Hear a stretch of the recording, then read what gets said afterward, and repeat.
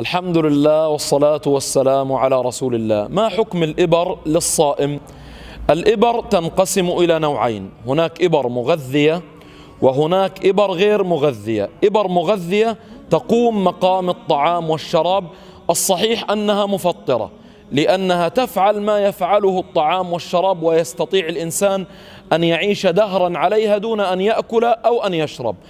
أما الإبر غير المغذية الصحيح أنها لا تفطر أبدا لأنها دواء وليس فيها عنصر التغذية أو ما يقوم مقام الطعام والشراب.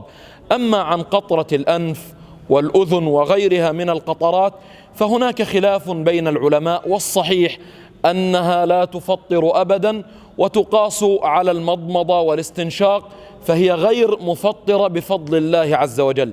أما الكحل الذي يوضع على العين فهو أيضا غير مفطر، وهذا قول كافة العلماء، والحمد لله رب العالمين.